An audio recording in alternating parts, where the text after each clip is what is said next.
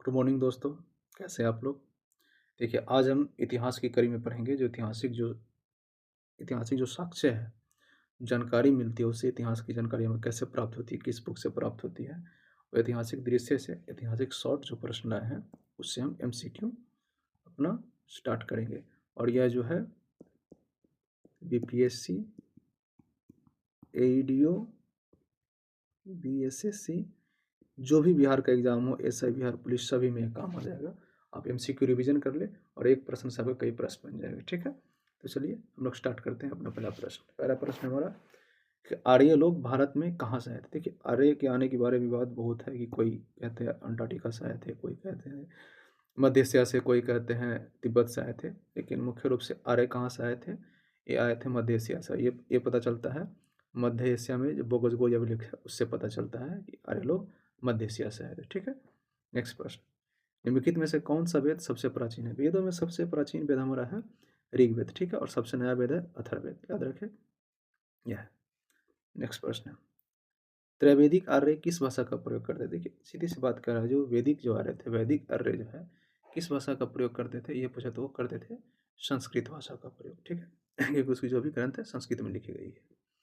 Next प्रश्न है, ऋग्वेद में सबसे पवित्र नदी किसको कहा गया? देखिए, ऋग्वेद में सबसे पवित्र नदी की बात करें तो सबसे पवित्र नदी जो सरस्वती को कहा गया है। और सरस्वती नदी को है नदी तमा, मतलब नदियों की माँ, नदियों की माँ। सबसे पवित्र नदी सरस्वती नदी को कहा गया है। ठीक है, नेक्स्ट, सबसे अधिक बार जिक्र सिंधु नदी का किया गया क्योंकि सिंधु नदी के किनारे सभ्यता बसी थी, इसलिए आगे। नेक्स्ट, सैंधव सभ्यता कहा जाता है ना। नेक्स्ट है, अब देखिए ये सूची है, आपको मिलाना है। ठीक ना, इसको आप थोड़ा गौर से पढ़े। मैं ये थोड़ा जूम कर ले या रोक ले, पॉज कर ले वीडियो और उसको देखें। देखिए, पहला प्रश्न है मेरा कि ब्राह्मण पूछ रहा है कि ब्राह्मण का कार्य क्या होता था। ठीक, अब ब्राह्मण है तो वहाँ कार्य क्या करेंगे? ब्राह्मण सबसे पहले कार्य क्या करते थे? तो वैदिक कार्यों के संपादन की विधि करते थे। मैं यहाँ पर लिखते जा रहा हूँ, वैदिक कार्य के संपादन की विधि करते थे। एक क्या हो गया? 3 हो गया। ठीक, एक का 3। दूसरा उपनिषद। उपनिषद क्या हो? उपनिषद जो है एक शिक्षा संबंधी समस्याओं का वर्णन है या एक दर्शन है। ठीक ना, तो उपनिषद ये क्या हो गया? एक। तीसरा अथर्ववेद। अथर्ववेद क्या करता है? अथर्ववेद जनसाधारण की रीति रिवाजों की व्याख्यान, जादू टोना वगैरह ये सब करते हैं। ठीक है, तो सी का हो गया हमारा क्या? 4। अब बच के क्या? ऋग्वेद। ऋग्वेद क्या है?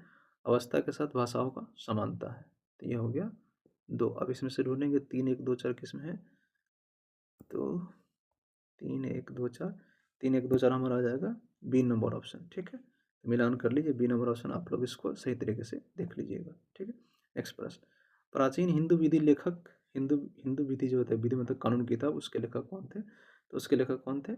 मनु को माना जाता है। नेक्स्ट प्रश्न हमारा, एक हिंदू विधि पुस्तक मिताक्षरा, ये किसने लिखा था? मिताक्षरा के लेखक कौन है?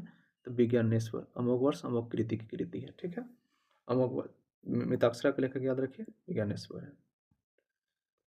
नेक्स्ट प्रश्न है, सर्वप्रथम भारत पर आक्रमण किसने किया था? देखिए, भारत पर सबसे पहले आक्रमण किया था ईरानियों ने आक्रमण किया, तो उसके बाद हुन, शक, ये सब आते रहे। सबसे पहले आक्रमण किया था यूनानियों ने।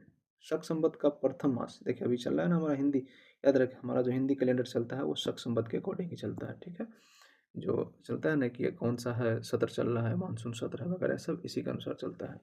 पेपर पर देखिएगा ऊपर नाम लिखा रहेगा माघ पक्ष शुक्ल, वही सब है। तो शक पंचांग का पहला मास क्या होता है? पहला मास जो होता है चैत होता है। देखिए, फागुन जो है ना हमारा, फागुन ये एज लाइक दिसंबर है, मतलब ग्रेगोरियन कैलेंडर दिसंबर, हम लोग का ये जो फागुन जो है दिसंबर है, आखिरी है। और फागुन के बाद क्या होता है? चैत शुरू होता है। अभी होली खत्म हो गया, अब चैत जो है शुरू हो गया। चैत बैसाख की गर्मी ना कहते हैं, बहुत गर्मी लगती है, जेठ की गर्मी, उसके बाद चैत बैसाख, फिर तीसरा महीना जेठ अखाड़, श्रावण भादो आश्विन कार्तिक गगन पूष माघ फागुन, ऐसे आता रहता है। ठीक, तो शक पंचांग का प्रथम वर्ष क्या होता है? चैत होता है। ठीक, नेक्स्ट है, शक संवत पर आधारित राष्ट्रीय पंचांग का अंतिमा। देखिए आगे अंतिमा, अंतिमा कौन होगा? फल्गुन यानी फागुन, हम लोग अपना ठेठ भाषा में क्या कहते हैं? फागुन। ठीक है, नेक्स्ट प्रश्न है, पुराणों की कुल संख्या कितनी थी? हमारे पास पुराण जो है टोटल कितने हैं? 18 है। वेद कितने हैं? 4 है। नेक्स्ट प्रश्न, वेद का नाम नहीं, वेद प्रश्न हो गया। गायत्री मंत्र का उल्लेख जो है ऋग वेद के कैमे मंडल में, देखिए गायत्री जो क्या कहते हैं वो गायत्री जो मंत्र है उसके तीसरे मंडल में इसका उल्लेख किया गया है। 10वें मंडल में जो है जिसको हम लोग कैटेगरी कहते हैं वर्ण व्यवस्था, वर्ण व्यवस्था, वर्ण व्यवस्था की बात की कि पहली बार यहाँ जो है शूद्र शब्द का जो है प्रयोग किया गया है 10वें मंडल में, ठीक है। 8वें मंडल 9वें मंडल जो उसको मध्य मंडल कहते हैं, और कुछ पारिवारिक उसमें चर्चा किया गया है, ठीक। नेक्स्ट, शक संवत जो 78 ईस्वी से प्रारंभ होता है, ये किसको प्रकट करता है? देखिए जब 78 ईस्वी में जो कुषाण शासक कनिष्क थे, कनिष्क अपना गद्दी पर विराजमान हुए थे, ठीक। तो उन्होंने क्या किया था, एक संवत चला था जिसका नाम है शक संवत। तो ये जो है कनिष्क के शासन को जो है इंडिकेट करते हैं, ठीक है। नेक्स्ट प्रश्न है, ऋग्वेद में कितने मंडल है? ऋग्वेद में कितने मंडल है? तो 10 मंडल है। ये तो एमसीक्यू याद ही होगा सभी को। वैदिक साहित्य में शिव का कौन सा रूप सबसे पहले मिलता है? देखिए याद रखिए, ये तो पता है कि वैदिक साहित्य में शिव का रूप मिलता है, लेकिन कौन सा रूप मिलता है, प्रश्न हमसे ये पूछ रहा है। वैदिक साहित्य में शिव का सबसे पहला रूप मिलता है वो रुद्र मिलता है, रुद्र भगवान, ठीक है। रुद्रनाथ नाम भी कहा जाता है कभी कभी। नेक्स्ट प्रश्न हमारा, भारत के प्रतीक चिन्ह के आधार जो पट्टी इसमें लिखा गया सत्यमेव जयते, वो कहाँ से लिया गया है? तो लिया गया मुंडको उपनिषद से लिया गया है, ठीक। नेक्स्ट प्रश्न हमारा, ऋग्वेद का कौन सा मंडल पूर्णतः जो सोम को समर्पित, देखिए सोम को समर्पित पूर्णतः जो मंडल है वो जो है 9वां मंडल है, ठीक है। और 10वां मंडल में अभी आपको बताए हैं कि वर्ण व्यवस्था और शूद्र का प्रयोग पहली बार किया गया है। देखिए 7वां मंडल, 7वें मंडल में जो है ना ऋषि वशिष्ठ और उसके परिवार संबंधी चर्चाएं की गई कि कैसे वो थे और जो युद्ध करवाए थे, ठीक। और उसी में किया गया है 10 राग युद्ध का वर्णन, याद रखें। 7वें मंडल में 10 राग युद्ध और ऋषि वशिष्ठ के परिवार की चर्चा की गई है।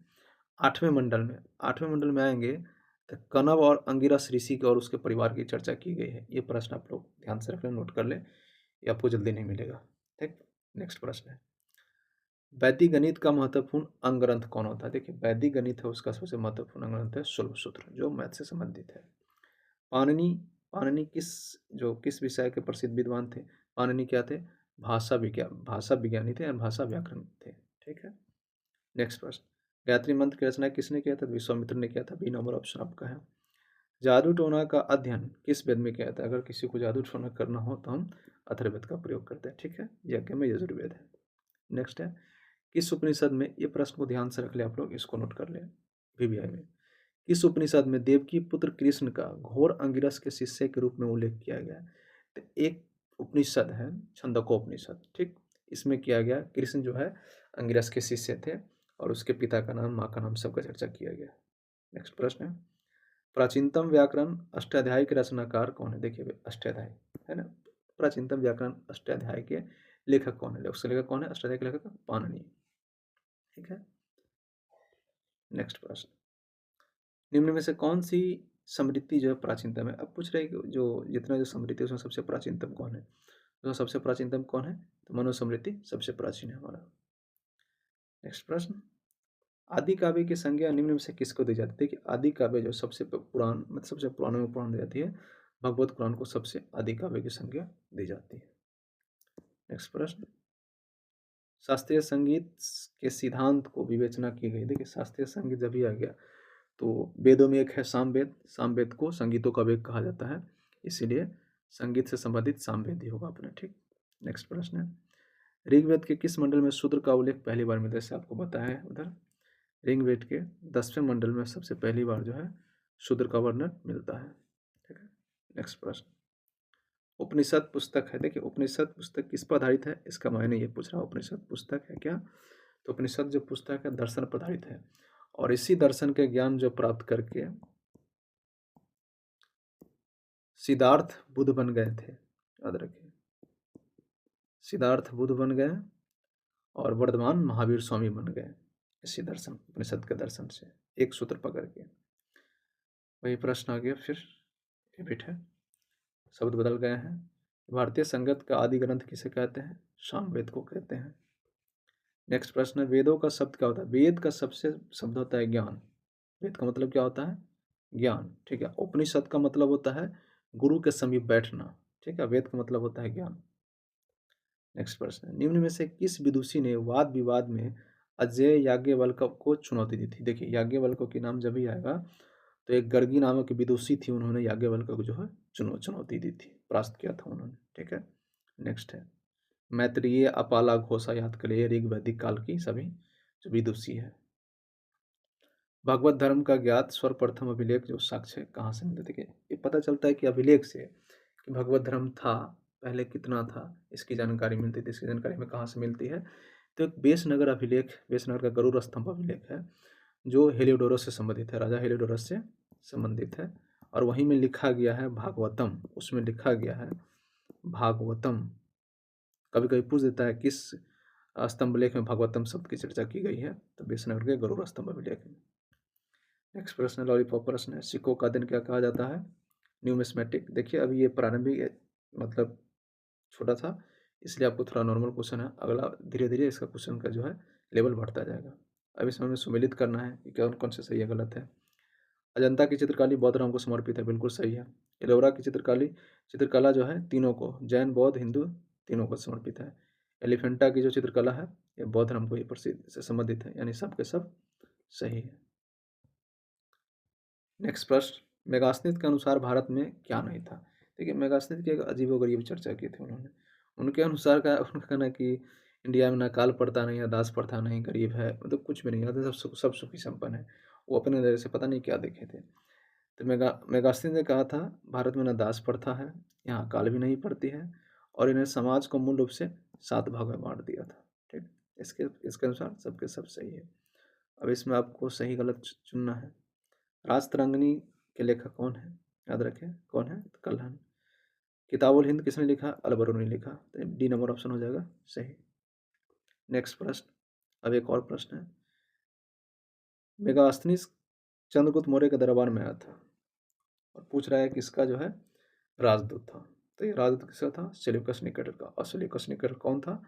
तो यह सिकंदर का सेनापति था, ठीक है, याद रख लें।